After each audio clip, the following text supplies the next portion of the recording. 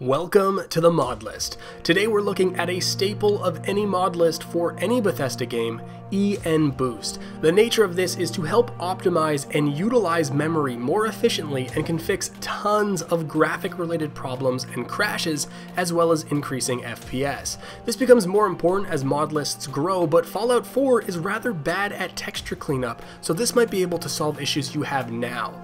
I know I had massive frame drops in dense city centers and some really strange stuttering near water, but this cleaned and fixed all of that.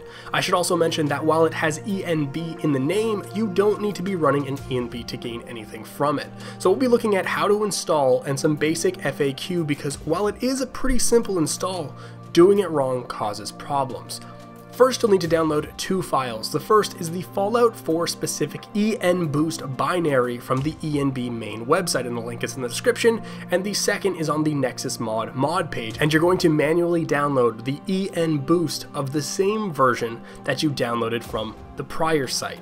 You'll extract the first file into the main directory for Fallout 4, that is the one with the exe.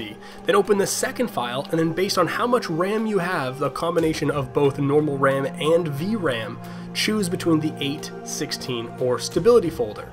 When you navigate inside, you'll place the ENB local file from there into your Fallout 4 directory and choose to overwrite. And if you don't know how much RAM or VRAM you have, I'll put a third link in the description where you can run a simple tool to tell you.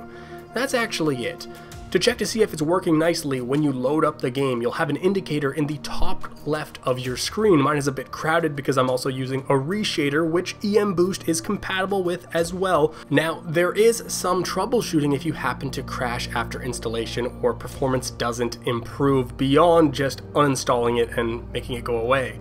First, turn off programs that hook to the gaming process, and this includes things that record gameplay like Fraps, DxTory, OBS, and even things like Radeon Pro or the Steam overlay or keyboard or mouse software. Now, I personally haven't had any issues with that, but everyone's setup is different and compatibility can be really strange, and sometimes specific things cause a crash. I might not have problem with a reshader, but you might.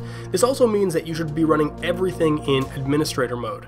If you open up the ENB local file that you replaced, there are a number of settings here. Under the header video memory size MB, this is what actually changes based on how much memory you have. And if you like to do a lot while gaming, like having browsers open, playing Netflix or whatever, lower the amount of memory allocated here, and by 20% is a good number. If you had to turn off a program you were using to force VSync, you can enable VSync here, and you're also able to set up hotkeys to do, well, exactly what they say they do. Remember that if this doesn't help you or your FPS drops for some reason, you can easily uninstall this, but most importantly, even if you don't have any issues now, this is the type of utility that is all but needed once the higher resolution textures start rolling out. So don't forget about ENBoost, and if you do install it, remind yourself to recheck for updated files every once in a while. I know for a mod this is really anticlimactic, but this is a borderline necessity for larger mod lists, and for me personally, it fixed all my performance issues I had with the game. Thanks for watching, more mods to come.